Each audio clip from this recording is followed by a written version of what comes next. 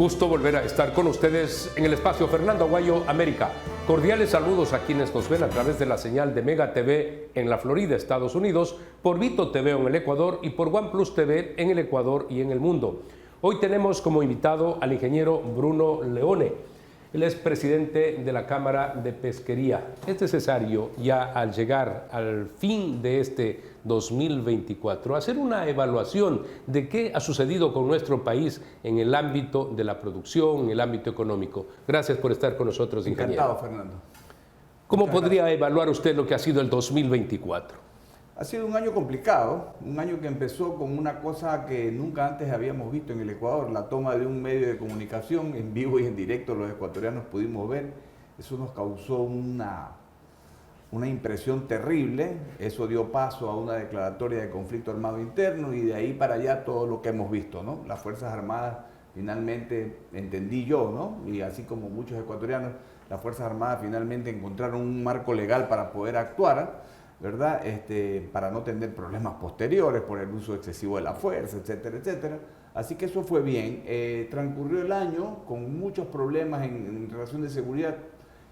Solamente para poner cifras, en una corrida que hicimos el año pasado, entre el sector camaronero y el sector pesquero, el costo de seguridad superaba los 200 millones de dólares.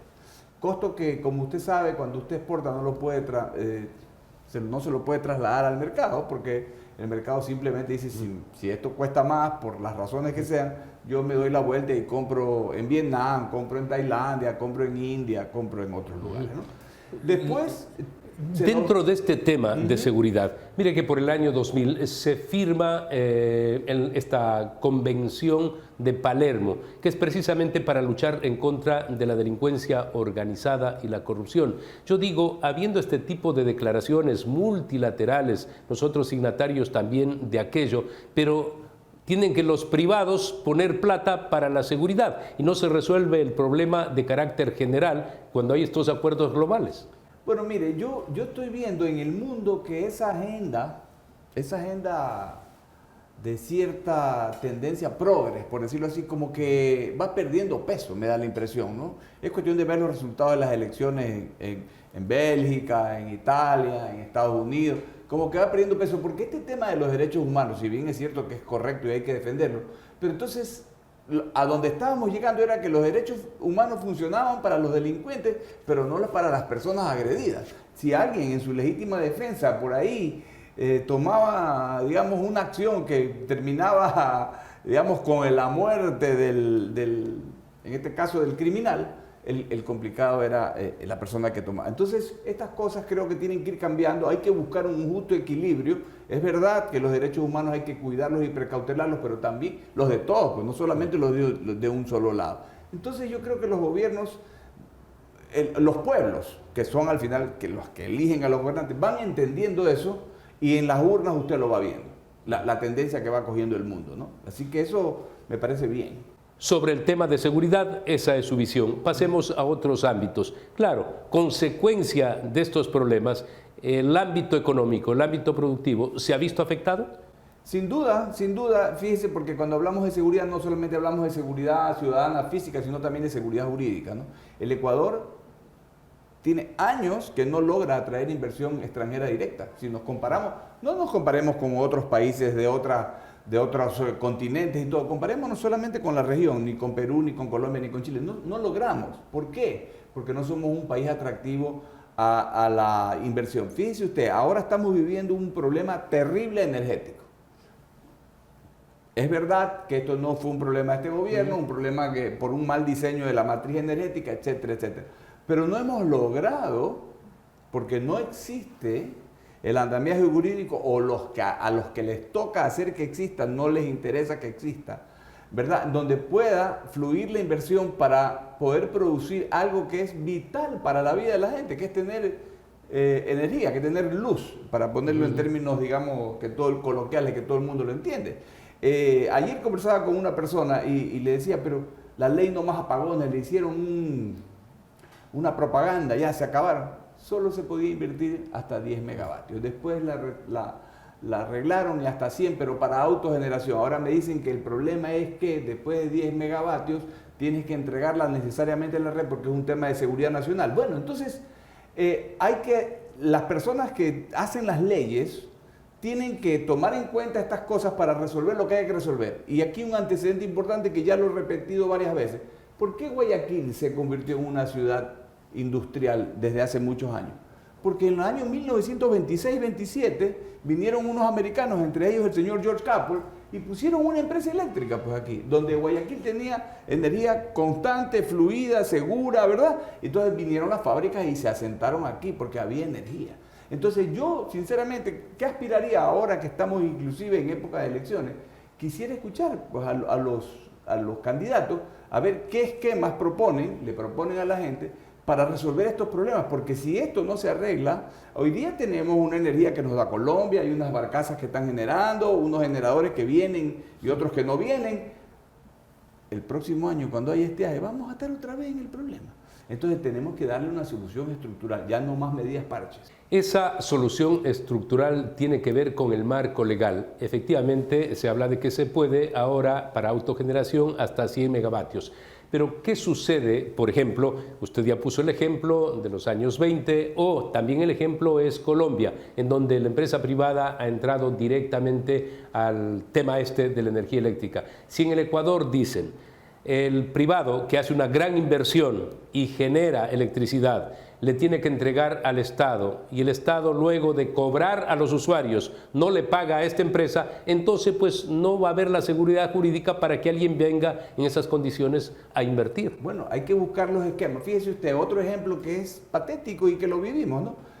Hace 15 años, 20 años, era un drama, casi que un viacrucis conseguir una línea de teléfono en Pacifitel.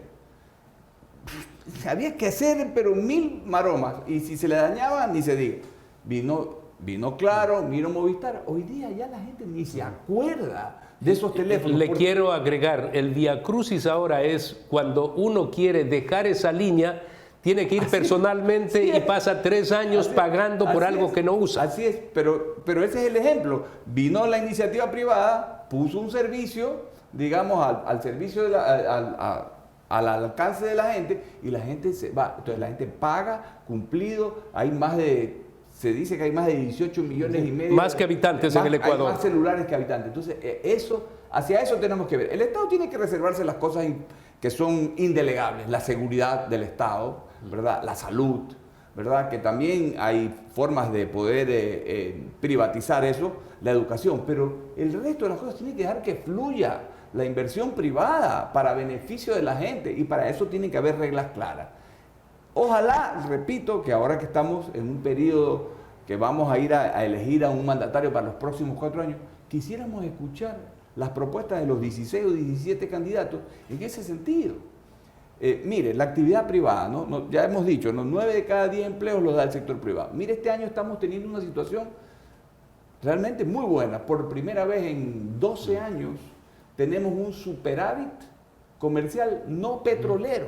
Es decir, el desempeño de las exportaciones privadas no petroleras ha sido suficiente para cubrir la demanda de los dólares que se necesitan para importar y para otras cosas. Eso es una gran cosa, pero a un costo terrible. Y sin embargo, hoy vemos, ¿verdad?, que estamos en este problema y el costo de los apagones se lo quiere encargar a un sector pequeño, industrial. Entonces eso como que no hace mucho sentido, y esas son las cosas que deben mejorar. Es por eso que no se detecta un crecimiento económico que llegue a todos los ciudadanos, que la gente no está angustiada porque no tiene trabajo su hijo, el padre de familia, por este tipo de cosas. Sin duda. Porque mire que usted está dando un dato que ya sabíamos. Crecieron las exportaciones, sí, hay una balanza comercial favorable, pero la gente no siente eso en la calle. No, porque no se traduce en nuevos empleos. ¿Qué es lo que pasa? Como tenemos un problema de costo interno, Fernando, mucha gente está entrando en la incorporación de procesos tecnológicos que a la larga van desplaza a las personas. Van reemplazando a las personas. Esto no es en el Ecuador, esto es en el mundo entero. Claro. La gente tiene que repensar y tiene que reubicarse mentalmente, y la academia y en general el país tiene que tener una estrategia hacia unas actividades donde la gente pueda, digamos, ser empleada. Hoy por hoy, si usted ve las encuestas, la preocupación de la gente es la seguridad, la falta de luz y el empleo. El empleo siempre ha estado en primer lugar, ¿no? Pero hoy por hoy, claro, es mucho más terrible no tener luz. Pero una vez que se resuelva eso, otra vez vamos al tema del empleo. Tenemos 7 años, si mal no recuerdo, en donde no crecemos económicamente. ¿Qué sucede? Todos los años hay 1,6% más ecuatorianos. Ese es el crecimiento vegetativo. Como la economía no crece, no puede asumir este nuevo número de ecuatorianos que se incorporan a la población económicamente activa, no los puede asumir en la economía porque la economía no crece. Resultado, falta de empleo. Falta de empleo, ¿qué ocurre? Vemos a los chicos en otras actividades que son, pues, de las cuales estamos sufriendo hoy día. Entonces, esas cosas, los que aspiren a dirigir el país tienen que pensar en que eso no puede seguir así. Y lamentablemente no hay ese tipo de planteamientos y está claro, todos los países apuntan a un crecimiento mayor. Vemos que para el año 2025, porque hacen bien los deberes, el caso de Paraguay y Uruguay, este pequeñísimo país, va a tener crecimiento del 3.5%, 3.4% Paraguay. Luego los otros países que también tratan de hacer las cosas bien, Chile, Perú que ha tenido gran crecimiento anteriormente, pero buscan 2.5%. El Ecuador pues prácticamente no va a tener crecimiento. No, fíjense, ayer conversaba con un amigo que es embajador en un país del Medio Oriente. El superávit de ese país es 80.000 millones de euros al año. Ese país es un país petrolero. Está bien, son 2.8 millones de habitantes, nosotros somos 18, está bien, pero nosotros tenemos recursos, Fernando, y sin embargo, teniendo los recursos que tanto los necesitamos para poner esos recursos, el resultado de esos recursos en beneficio de la gente, nos damos el lujo de decir, cierra ese pozo. Entonces nosotros con ese pozo chiquito que tanta falta nos hace, vamos a salvar la ecología del planeta cuando vemos que Rusia sigue explotando, Estados Unidos sigue explotando, China sigue explotando, Guyana ahora explota, el presidente Milei ha descubierto unos yacimientos de gas y de petróleo en Vaca Muerta, explota. Todo el mundo, y nosotros somos unos bacanes que nos damos el lujo de cerrar la producción que tenemos y que sirve para la gente. Eso tiene que acabarse, por Dios. Entonces hoy día veía en el periódico rápidamente, los yasunidos están preocupados porque no ven que el propio pueblo de la Amazonía, de esa zona, no está de acuerdo con que le hayan cerrado su pozo. Estos yasunidos, quién sabe a dónde vivirán, en algún país de Europa, o yo qué sé. Pero esto no puede seguir así, pues, por Dios. Esto no puede seguir así. Ya tenemos que pensar en que son muchos años en donde el bienestar de la gente ha sido relegado.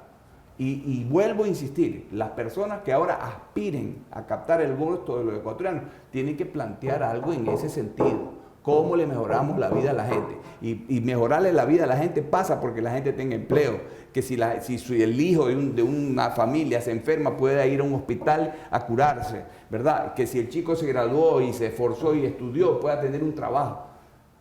Cosas normales de cualquier país del mundo, por Dios, no estamos pidiendo nada extraordinario. Muchas gracias, ingeniero, por haber estado con nosotros. Gracias, Fernando. Amigos, tenemos que hacer una pausa comercial. Retornamos con la segunda parte del programa.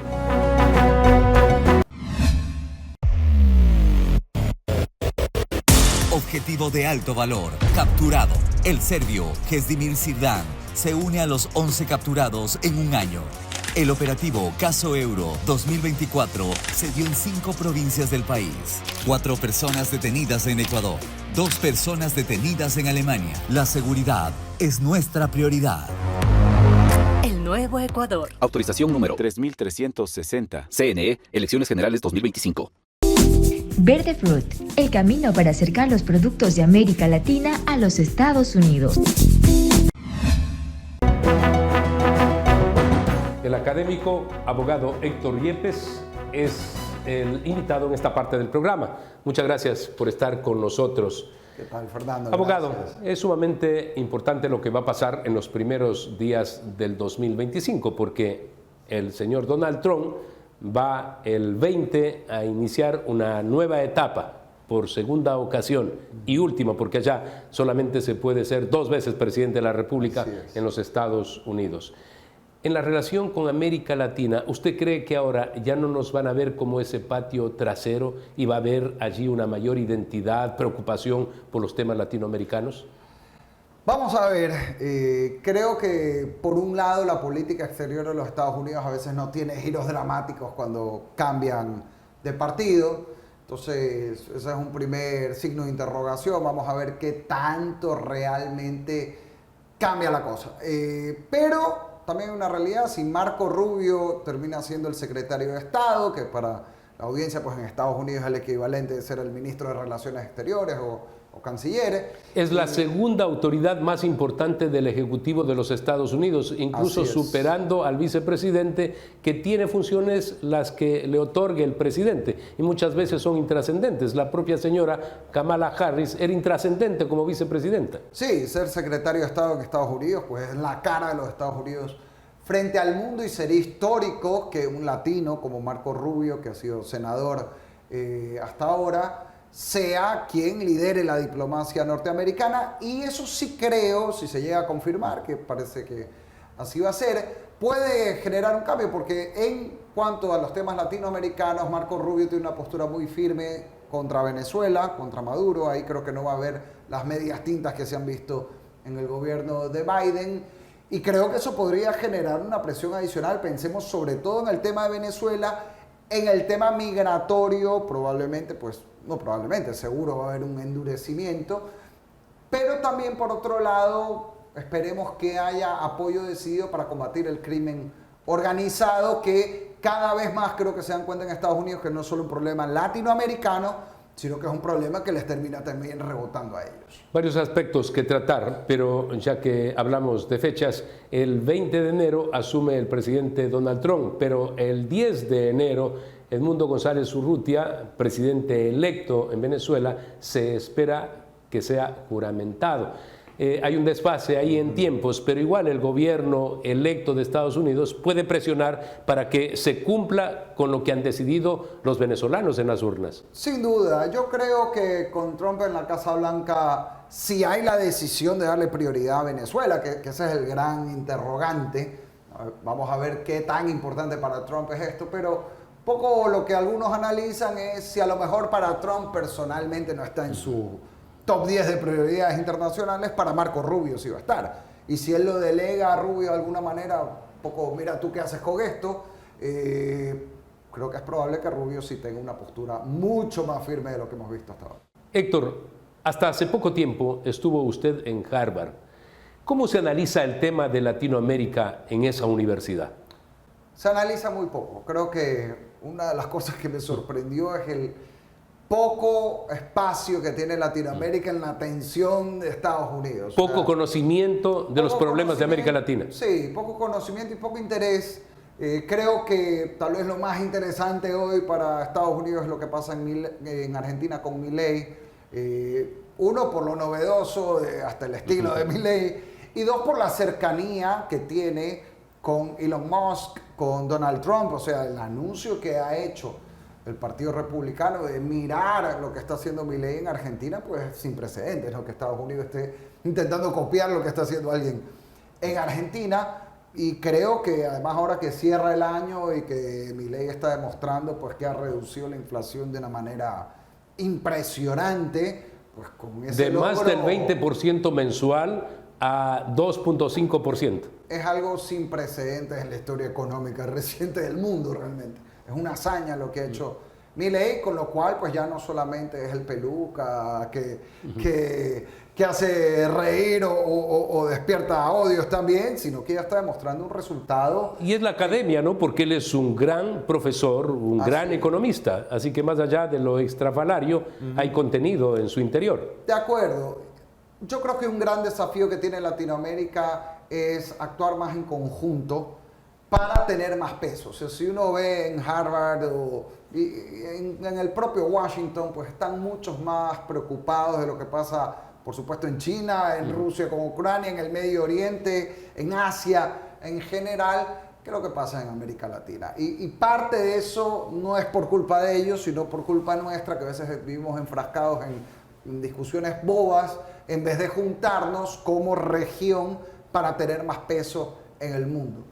Mire que se inició en el año 1969, el 26 de mayo, para ese entonces el Acuerdo de Cartagena, Pacto Andino, ahora Comunidad Andina de Naciones. Pero es tan frágil esta Comunidad Andina de Naciones, como también lo es el Mercosur. Por discrepancias entre ellos, no podían firmar un acuerdo de libre comercio con Europa. Ahora han logrado un acuerdo, pero ese no se va a formalizar, tienen que ratificar los 27 países de la Unión Europea y los 4 países de acá de América del Sur. Lo que digo es, somos tan pequeños que Estados Unidos, si no trata con bloques, entonces no tiene trascendencia. Y así fue la discusión del Tratado de Libre Comercio, en bloque. Totalmente. Yo creo que hay un tema que puede catalizar este proceso de integración que necesitamos, que es la amenaza del crimen organizado. Creo que hoy, más que nunca, entendemos que la amenaza del crimen no es local, no es nacional, es regional e internacional. O sea, tenemos en el caso de Ecuador un estado pequeño, con poca plata, luchando contra verdaderas multinacionales. Los que sí se han unido son los narcotraficantes. O sea, los únicos que han cumplido el sueño de Bolívar son los criminales en Latinoamérica. Entonces, creo que eso debe llevarnos como estados a decir, a ver, queremos pelear de tú a tú, tenemos que unirnos. Por supuesto, ahí siempre hay problemas porque hay políticos que se deben a los narcos. Pero bueno, creo que hay una gran ola de presión para que, a ver, aquí di de qué lado estás. O estás con los criminales o estás del lado de la gente. Y si estás del lado de la gente honesta, ¿por qué no nos unimos para enfrentar esta amenaza que no es nacional? Es una amenaza internacional que requiere una respuesta regional, internacional como bloque. Y hay un marco legal a nivel internacional que da lugar a que se pueda trabajar en conjunto. Ya hemos visto, los resultados no son positivos en ningún país, ni en México, ni en el Ecuador, ni en Colombia. Tiene que haber unidad para enfrentar este delito internacional. Vamos a hacer una pausa, retornamos inmediatamente.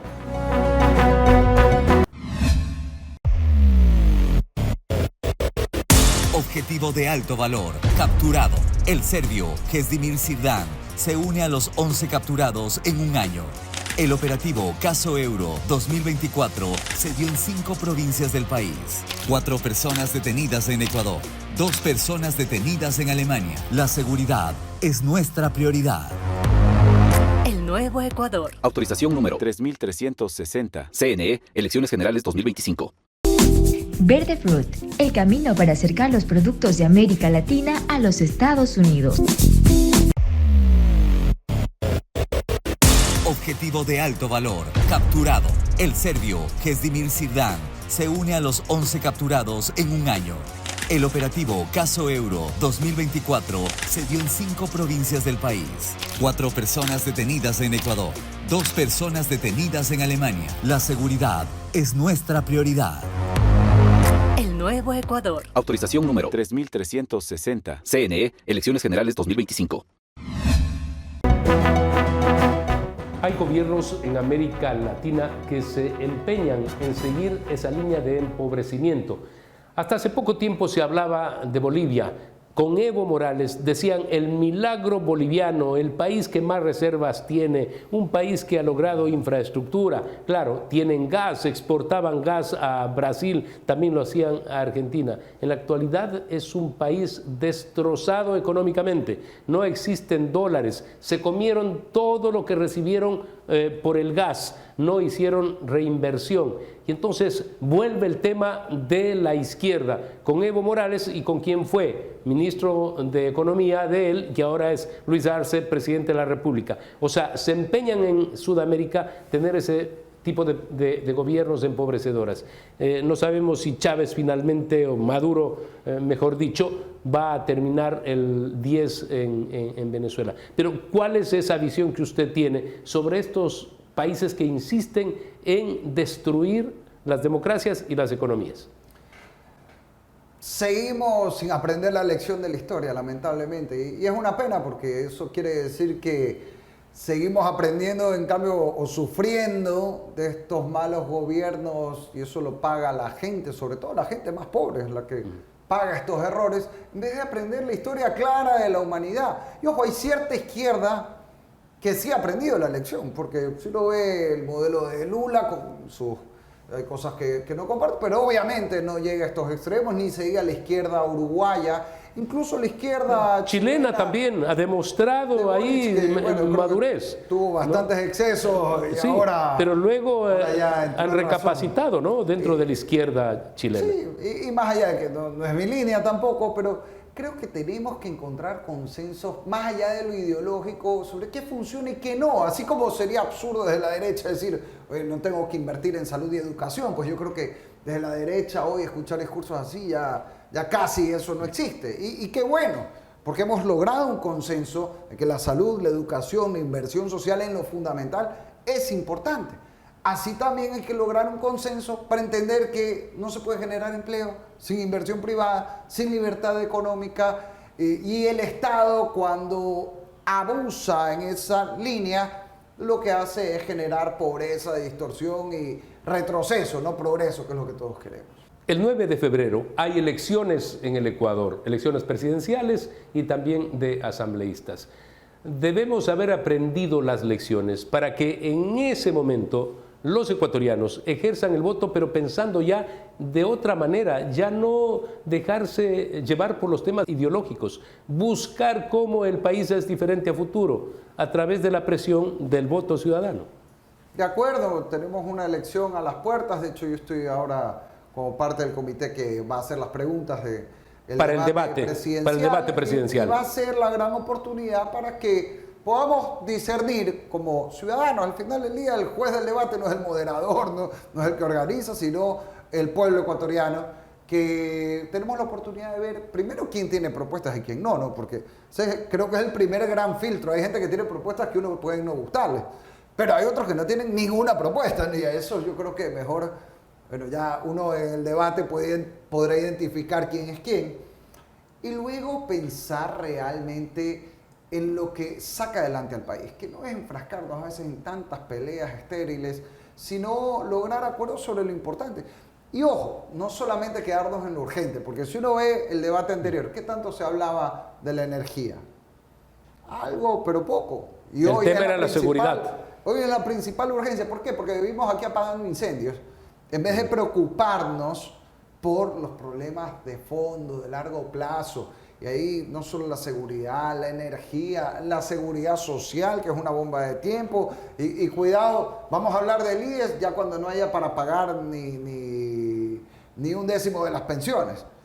En vez de hoy estar pensando para evitar que ocurran estos desastres que luego el costo, mire que tiene hoy la falta de energía. ¿Por qué? Por no haber atendido el problema a tiempo, por no hacer reformas estructurales a tiempo. Y cuidado, mañana, chuta, ya hay luz, entonces ya nos olvidamos del tema hasta que vuelven a haber apagones. Entonces, yo creo que esto, y más allá de un gobierno u otro, es un tema social que tenemos, de estar solo preocupados por el corto plazo en vez de pensar a largo plazo en problemas que nos afectan a todos, porque no es que al de izquierda se le va la luz y al de derecha no, o al revés, o cuando alguien le apunta con un arma a una persona en la calle y le pregunta por quién votó para ver si lo va a asaltar. Estos son problemas que no importa en qué orilla estemos, no importa en qué región del país estemos, de qué clase social seamos, nos afectan a todos. Y por tanto todos tenemos que arrimar el hombro para resolverlos y tener consensos de largo plazo como país. En varios países hace falta esa construcción de grandes objetivos. Hay naciones que se despegan, que van en el horizonte, se observa salidas, otros no, están estancados. El nuestro es uno de ellos. Y usted está planteando prácticamente eso. Pero la construcción debe ser con la participación de todos. Así es. Muchísimas gracias. Gracias. Amigos, recuerden ustedes que la próxima semana tienen una cita en Fernando Aguayo América a través de Mega TV en la Florida, Estados Unidos, por Vito TV en el Ecuador y por OnePlus TV en el Ecuador y en el mundo.